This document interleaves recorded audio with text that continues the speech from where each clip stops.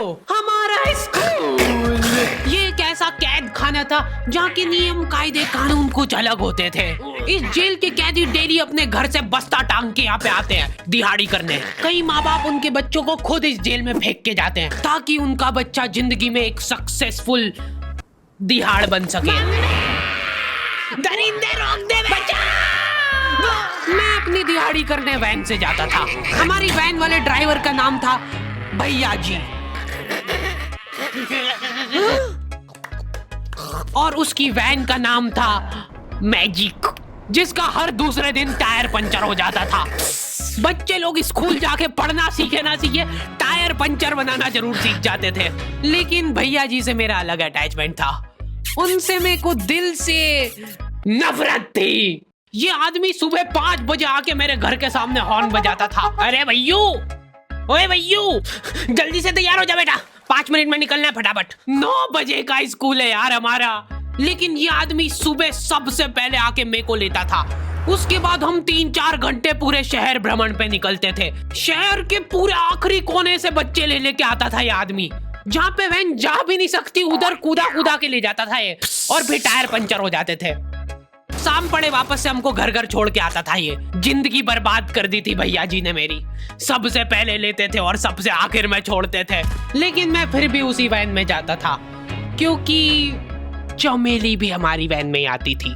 और बात यह है कि वो मेरे पास ही बैठती थी, मतलब मजबूरन। उसके पास और कोई ऑप्शन ही नहीं बचता था और मैं बचाता भी नहीं था। मैं घर पे जाते से जो 2-3 घंटे मेरे को सोने के लिए मिलते थे उसमें सोता नहीं था और मैं प्लानिंग करता था कि कैसे चमेली सिर्फ मेरे पास बैठे। चमेली सबसे आखिर में आती थी और मैं सबसे पहले सुनसान वैन में चढ़ के बस्ता अपने पास में रख के और फसर के सो जाता था।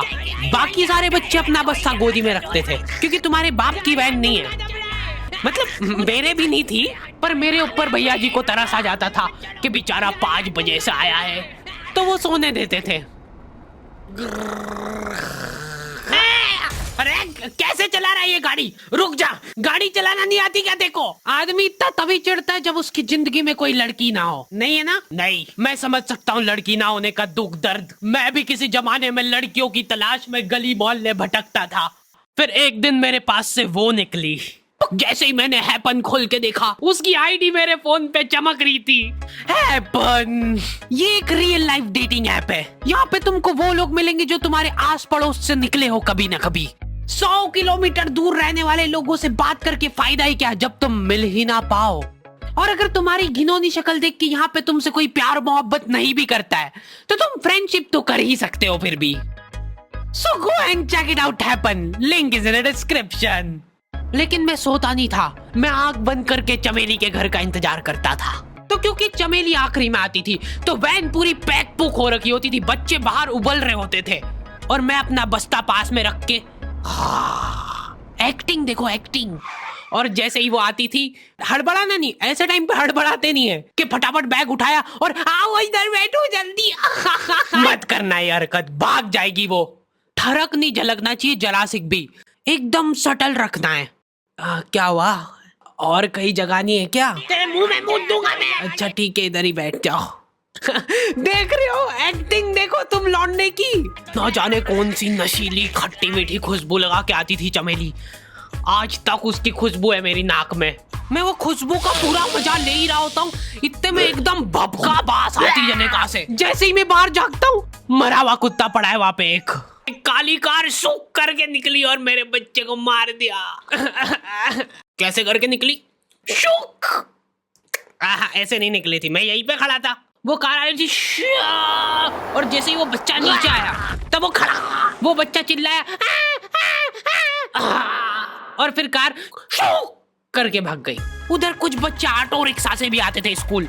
ऐसा लगता था कि पूरे स्कूल के बच्चे इस एक ऑटो रिक्शा में ठूस ठूस के ले जाता है वो। ये ऑटो वाले और भैया जी दोस्त थे और अब ये बीच सड़क पे रेसिंग लगवा रहे हैं। इनकी गाड़ियां उबला रही है बच्चों से, फिर भी नहीं मान रहे ये लोग। नहीं जीतूंगा। स्कूल जाके वो पीछे मुलट के देख रहा है तो एक बच्चा नहीं बचा उसके ऑटो रिक्शा में। हमारे भैया जी बेचारे पीछे से उनके गिरे हुए बच्चों को उठा उठा के ला रहे थे। यही सब हरकतें करके हम लोग जैसे तैसे कैद खाना पहुंच जाते हैं। सुबह 5 बजे से निकलने के बावजूद हम लोग लेट पहुंच रहे हैं वहाँ पे पहुंच के हमने देखा कि 4 लौंडे मरे हुए पड़े हैं जिनको डॉन ने मारा है। डॉन हमारे स्कूल की इंचार्ज थी। डॉन का कद छोटा था और पेट मोटा था और आश्चर्य की बात यह है कि समय के साथ उसकी हाइट कम हो रही थी। मतलब बड़े नहीं बड़े वो चलता है एक बार को, पर इसकी कम हो रही थी। डॉन बहुत स्ट्रगल करके कार से स्कूल आती थी खड़े होके, क्योंकि बैठ जाए तो उसको सामने की सड़क नहीं दिखती थी। वो अलग बात है, खड़े होके भी पूरा नहीं दिखता था। हर रोज 2-4 कुत्ते कुचलते हुए आती थी वो। फिर मेरे को समझ आया कि रास्ते में जो कुत्ते दिखे थे वो डॉन इस कैद खाने में छत पे बैठी रहती थी स्नाइपर लेके। कोई भी कैदी कुछ गलत गतिविधि करता हुआ दिखता था तो वहीं पे, मैडम इनकी लाश का क्या करना है? अरे ये तो आपको पता ही है। अपनी मर्जी के समय पर काम करें। जेप्टो के साथ आपको भी मिल सकता है वीकली पेमेंट्स और काफी सारे। मैडम इनकी लाश का क्या करना है? अरे ये तो आपको पता ही है। कहाँ रह गए थे यार झमू दीदी? फटाफट ये खून वून साफ करो। झमू दीदी बुलेट से स्कूल आते थे और ये अफवाह फैली हुई थी पूरे स्कूल में कि उनके घर पे मर्सिडीज भी है। लेकिन झमू दीदी हम्बल रहना पसंद करते हैं। ऐसा कहा जाता था कि ये स्कूल ऑन पेपर झमू दीदी के नाम पे ही है, पर वो हम्बल रहने के लिए यहाँ पे झाड़ू पोछा लगाती है। वैसे मैडम इन्होंने करा क्या था? गैर कानूनी पेन फाइट का सट्टा खेलते थे ये लोग क्लास में। उससे मेरे को प्रॉब्लम नहीं है, मेरे को क्यों नहीं? हाँ, हमारी क्लास में पेन फाइट का सट्टा चलता था। हमारे इधर जो लौंडा पेन फाइट में जीतता था सामने वाले का पेन उसका हो जाता था। कुछ बच्चे अपना सब कुछ दांव पे लगा देते थे और कर्जे में डूब जाते थे। फिर भी वो लोग हार नहीं मानते थे और अपने दोस्त से पेन उधार लेके खेलते थे और वापस हार जाते थे। तो अब क्लास में कुछ बच्चों के पास पोटला भर के पेन पड़ा है और कुछ बच्चों के पास पेन ही नहीं है।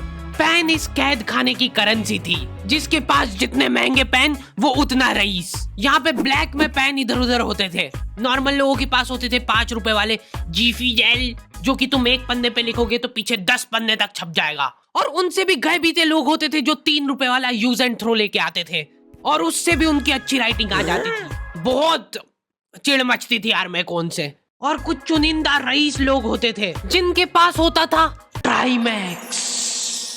हर बच्चे का सपना होता था कि उसके पास एक ट्राईमैक्स हो, साथ में आसपास 2-4 लड़कियां हो। प्लीज मेरे को यहाँ पे ऑटोग्राफ दे दो। ये लो ट्राईमैक्स की इनके ये ट्राईमैक्स। क्या बात कर रही है? सही में एकदम रईस लोग ही अफोर्ड कर पाते थे ट्राईमैक्स। वो बाबड़े भी एक एक अक्षर लिख के रिफिल खोल के देखते थे। खाली हो रही है तो एक बार एक रईस बच्चे का ट्राईमैक्स चोरी हो गया। पूरे स्कूल में हाहू मच गई थी। वो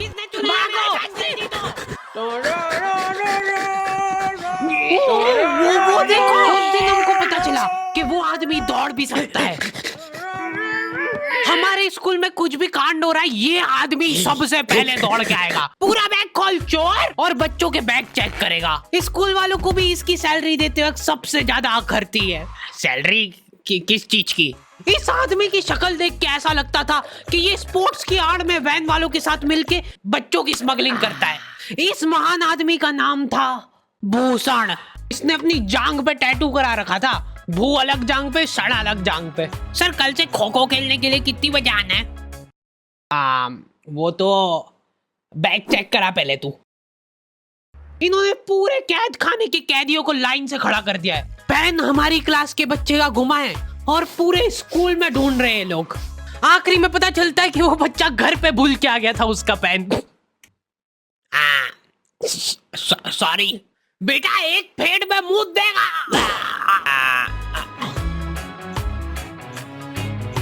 ऐसे तो नमूने बच्चे थे हमारे स्कूल में और टीचर लोग उनसे भी गए बीते थे।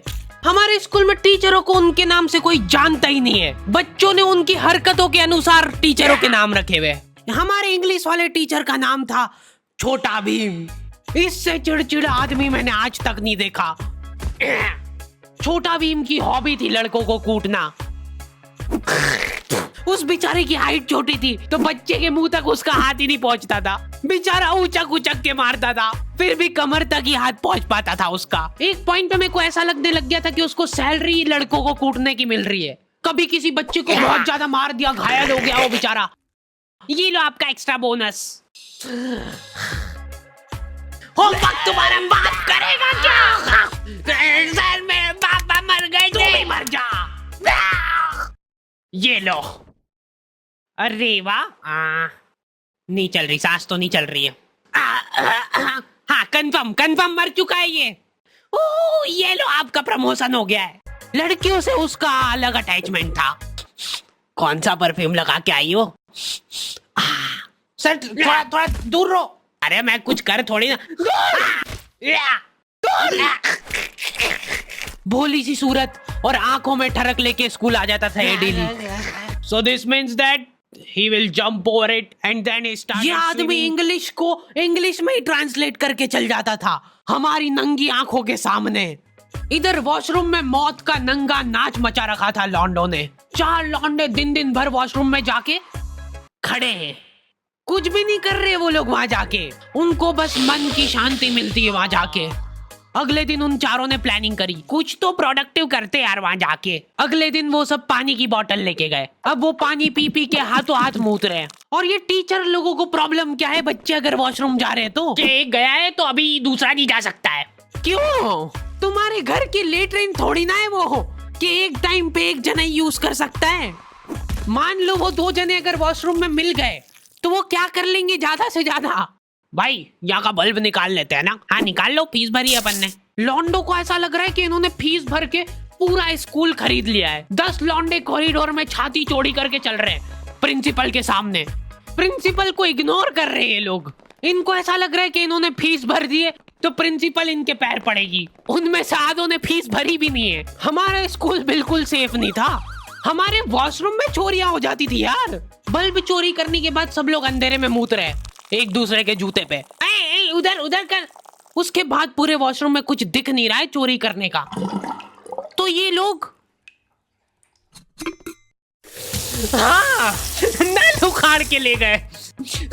नल कौन ले जाता है? कभी वो मछली वाले साबुन चोरी हो जाते थे, कभी ये फिनाइल की सफेद गोली को माउथ फ्रेशनर समझ के खा जाते थे। भाई इसको चबा मत, इसको चूस, ज्यादा देर तक चलेगी ऐसे। ठंडक हो रही भाई, ठंडक।